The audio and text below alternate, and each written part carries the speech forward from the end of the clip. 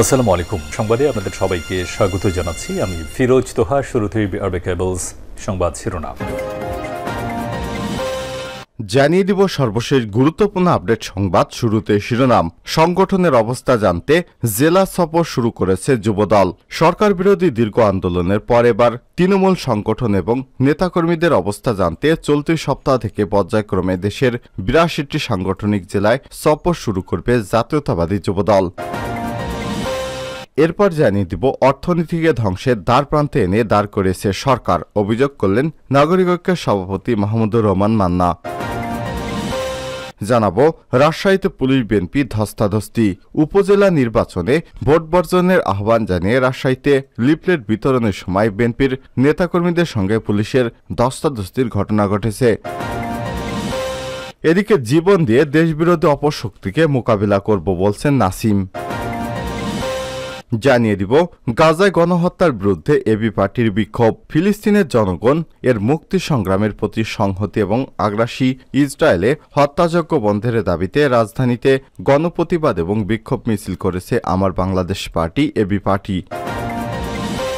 এবং সর্বশেষ জানিয়ে দিব বিদেশি শিক্ষার্থীদের উপর হামলা, কিরগিজস্তানে আতঙ্কে বাংলাদেশি শিক্ষার্থীরা। কিরগিজস্তানের মিশরে কয়েকজন শিক্ষার্থীর সঙ্গে স্থানীয় সংঘর্ষের জেরে বিদেশি শিক্ষার্থীদের উপর হামলা হয়েছে। এতে দেশটির রাজধানী বিশকেকে পড়তে যাওয়া বাংলাদেশি শিক্ষার্থীরা হামলার শিকার হয়েছেন বলে জানা গেছে। এ কারণে সেখানে নিরাপত্তাহীনতায় দিন কাটাচ্ছে বাংলাদেশের অন্তত ৮০০ মেডিকেল শিক্ষার্থী। এই পরিস্থিতিতে দূতাবাস বাংলাদেশি শিক্ষার্থীদের বাইরে বের না হয়ে ছাত্রাবাসে অবস্থান করতে পরামর্শ দিয়েছেন। প্রিয় দর্শক, এতক্ষণ শুনছিলেন সংবাদ শিরোনাম, এবারে বিস্তারিত। তবে তার আগে বন্ধুরা, আপনি কোন স্থান থেকে আমাদের সংবাদটি দেখছেন কমেন্ট করে জানিয়ে দিন। এই সংবাদ সম্পর্কে আপনার মূল্যবান মতামত। প্রিয় দর্শক, আপনি যদি আমাদের চ্যানেলে নতুন হয়ে থাকেন, ভিডিওটি দেখতে দেখতে চ্যানেলটি সাবস্ক্রাইব করে রাখুন, যাতে করে আমাদের লেটেস্ট আপডেট সংবাদগুলো সবার আগে আপনার কাছে পৌঁছে যায়। এবারে বিস্তারিত। সংগঠনের অবস্থা জানতে জেলা সফর শুরু করেছে যুবদল। সরকার বিরোধী দীর্ঘ আন্দোলনের পর এবার তৃণমূলের সংগঠন এবং নেতাকর্মীদের অবস্থা জানতে চলতি সপ্তাহ থেকে পর্যায়ক্রমে দেশের ৮২টি সাংগঠনিক জেলায় সফর শুরু করবে জাতীয়তাবাদী যুবদল। এছাড়া আগামী ৩০ মে বিএনপির প্রতিষ্ঠাতা প্রয়াত রাষ্ট্রপতি জিয়াউর রহমানের ৪৩তম শাহাদাত বার্ষিকী উপলক্ষে অভিন্ন কর্মসূচি গ্রহণ করেছে সংগঠনটি। শুক্রবার ১৭ মে রাজধানীর নয়াপল্টনে বিএনপির কেন্দ্রীয় কার্যালয়ে যুবদলের কেন্দ্রীয় নির্বাহী কমিটির এক জরুরি সভা এবং পরবর্তী অনলাইন প্ল্যাটফর্ম জুমে সংগঠনের ১০ বিভাগীয় সহসভাপতি এবং সাধারণ সম্পাদক এবং সাংগঠনিক সম্পাদকের সঙ্গে কেন্দ্রীয় কমিটির সভায় এই সিদ্ধান্ত গৃহীত হয়েছে। সভায় যুবদলের বিভাগীয় নেতারা ৭ই জানুয়ারি নির্বাচন পরবর্তী জেলা পর্যায়ে সংগঠনের নেতাকর্মীদের উপর সরকারের জেল জুলুম এবং নির্যাতনের ভয়াবহ চিত্র তুলে ধরেন। এছাড়াও চলমান উপজেলা নির্বাচনে দলীয় সিদ্ধান্ত অমান্যকারীদের ব্যাপারে সাংগঠনিক ব্যবস্থা নেওয়ায় যুবদলের সভাপতি এবং সাধারণ সম্পাদককে ধন্যবাদ জানান তারা।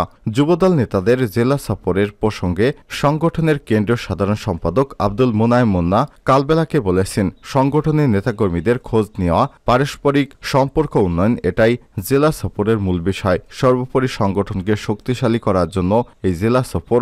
আশা করছি ২৪ মে থেকে প্রথম পর্যায়ের সফর শুরু হবে। পর্যায়ক্রমে দেশের ৮২টি সাংগঠনিক জেলায় কেন্দ্রীয় প্রতিনিধি দল যাবে। যুবদলের সিনিয়র সভাপতি মামুন হাসানের সভাপতিত্বে এবং সাধারণ সম্পাদক আব্দুল মোনায়েম মুন্নার সঞ্চালনায় সভায় সংগঠনের সহসভাপতি নুরুল ইসলাম নয়ন, প্রথম যুগ্ম সাধারণ সম্পাদক রফিকুল ইসলাম মিল্টন, সহসভাপতি পদমর্যাদার দপ্তর সম্পাদক এবং কামরুজ্জামান দুলাল ও যুগ্ম সাধারণ সম্পাদক গোলাম মাওলা শাহিন, যুগ্ম সাধারণ সম্পাদক পদমর্যাদার সহসাধারণ সম্পাদক আজিজুর রহমান আকন্দ, সাংগঠনিক সম্পাদক ইসহাক সরকার, ঢাকা বিভাগীয় সভাপতি রেজাউল কবির পল, চট্টগ্রাম বিভাগীয় সহসভাপতি মোহাম্মদ শাহেদ, রাজশাহী বিভাগের সহসভাপতি নাজমুল হুদা চৌধুরী সাগর, বরিশাল বিভাগের সহসভাপতি এইচ.এম. তসলিম উদ্দিন সহ দেশের সমস্ত জেলা সাংগঠনিক সহসভাপতি উপস্থিত ছিলেন।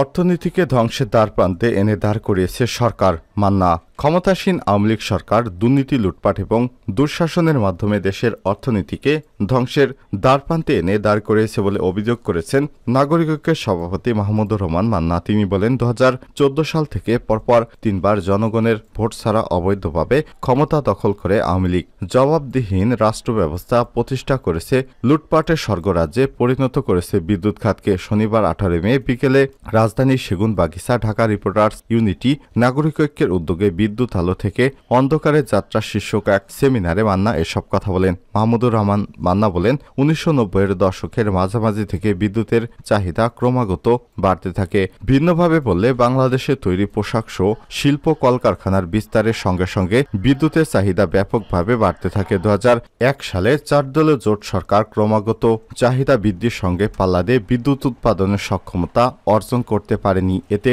দেশব্যাপী লোডশেডিং দুর্বিষহ পরিস্থিতির সৃষ্টি করে পোশাক খাত সহ শিল্প কারখানার উৎপাদন ব্যাপকভাবে ক্ষতিগ্রস্ত হয়। 4 দলীয় জোট সরকারের পর 2011-র তত্ত্বাবধায়ক সরকার আমলেও পরিস্থিতি উন্নতি ঘটেনি। 2009 সালে আওয়ামী লীগ সরকার ক্ষমতা আসার পর প্রথম বছরে বিদ্যুৎ উৎপাদন বৃদ্ধিতে কার্যকর কোনো উদ্যোগ নেয়নি। পরিস্থিতি বেসামাল হয়ে পড়লে তখন বিদ্যুতের চাহিদা পূরণ করতে সংসদে বিদ্যুৎ ও জ্বালানি দ্রুত সরবরাহ বৃদ্ধি বিশেষ বিধান আইন 2010 নামে একটা আইন পাশ হলো, অর্থাৎ বিদ্যুৎ খাতে সেই ইনডেমনিটি আইন। শুরু হয় বিদ্যুৎ খাতে লুটপাটের মহোৎসব। তিনি বলেন, বিদ্যুৎ খাতের ভর্তুকি কমানোর অজুহাতে গত 15 বছরে পাইকারি পর্যায়ে 11 বার, খুচরা পর্যায়ে 13 বার বাড়ানো হয়েছে বিদ্যুতের দাম। সম্প্রতি IMF-এর শর্ত অনুযায়ী বিদ্যুৎ খাতের ভর্তুকি কমাতে বছরে 4 বার বিদ্যুতের দাম বাড়ানোর সিদ্ধান্ত নিয়েছে এই সরকার। অথচ বিদ্যুৎ খাতে ভর্তুকির প্রায় পুরোটাই চলে যাচ্ছে রেন্টাল বিদ্যুৎ কেন্দ্রের ক্যাপাসিটি চার্জ হিসেবে সরকারের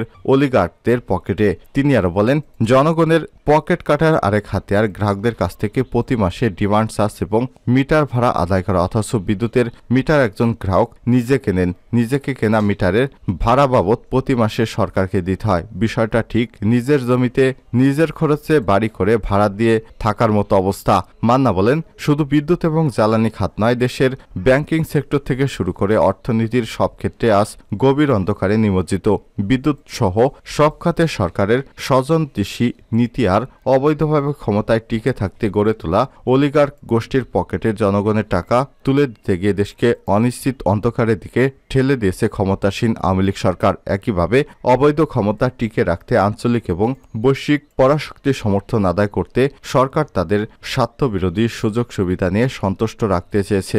আওয়ামী লীগ সরকার এই জবাবদিহীন কর্তৃত্ববাদী শাসনের অবসান ঘটিয়ে জনগণের সরকার প্রতিষ্ঠা করা না গেলে দেশের অর্থনীতি সার্বভৌমত্ব রক্ষা করা যাবে না।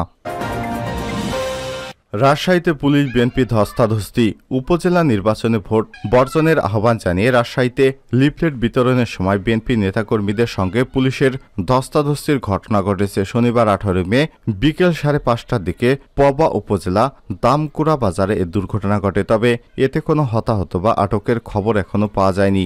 স্থানীয়রা জানায়, বিকেলে উপজেলা দামকুড়া বাজারের মধ্য বিএনপির জাতীয় নির্বাহী কমিটির ত্রাণ এবং পুনর্বাসন বিষয়ক সহ সম্পাদক শরীফুল হক মিলনের নেতৃত্বে নেতাকর্মীরা নির্বাচন বর্জনের পক্ষে লিফলেট বিতরণ করছিলেন। এ সময় পুলিশ বাধা দিতে গেলে বাকবিতণ্ডা শুরু হয়। পরে এক পর্যায়ে তা ধস্তাধস্তিতে রূপ নেয়। পরে পুলিশ সরে গেলে বিএনপির নেতাকর্মীরা এলাকা ত্যাগ করে। পুলিশ জানিয়েছে, অনুমতি না থাকায় বিএনপির লিফলেট কর্মসূচিতে বাধা দেওয়া হয়েছে। তবে বিএনপির জাতীয় নির্বাহী কমিটির ত্রাণ এবং পুনর্বাসন বিষয়ক সহ সম্পাদক শফিকুল হক মিলন বলেছেন, আওয়ামী লীগের নেতৃত্বে দুঃশাসন চলছে। ভোট বর্জনের জন্য লিফলেট বিতরণ কর্মসূচি তারা সহ্য করতে পারছে না, তাই তারা তাদের দুঃশাসনে পুলিশ বাহিনীকে ব্যবহার করছে। আমরা এই ঘটনার তীব্র নিন্দা এবং প্রতিবাদ জানাচ্ছি।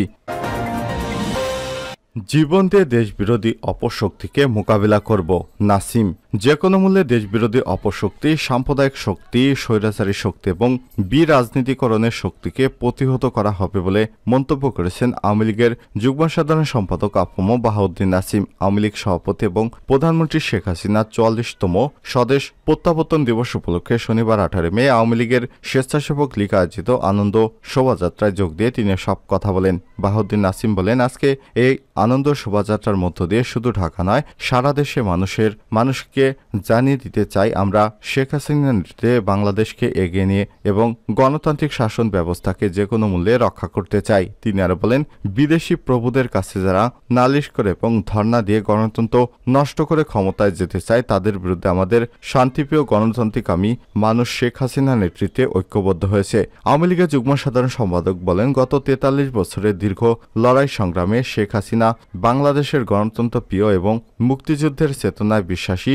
মুজিব আদর্শের সন্তানদের এক করে চারণের বেশে সারা বাংলাদেশে পথে প্রান্তরে ঘুরে ঘুরে তৃণমূলের নেতাকর্মীদের ঐক্যবদ্ধ করে সভা সমাবেশ করেছে। তিনি আর বলেন, অগণতান্ত্রিক শাসন, খুনি জিয়াউর রহমানের নেতৃত্বে যুদ্ধাপরাধী এবং ৭১-এর দালাল নিয়ে বিএনপিকে যে দল তৈরি হয়েছিল সেই অপশক্তির বিপক্ষে দাঁড়িয়ে কারফিউ উপেক্ষা করে তিনি হারানো গণতন্ত্র পুনরুদ্ধার করেন। দীর্ঘ ২১ বছর লড়াই সংগ্রামের মাধ্যমে বাংলাদেশের মানুষের ভাত এবং ভোটের অধিকার পুনঃপ্রতিষ্ঠা করেছিলেন শেখ হাসিনা।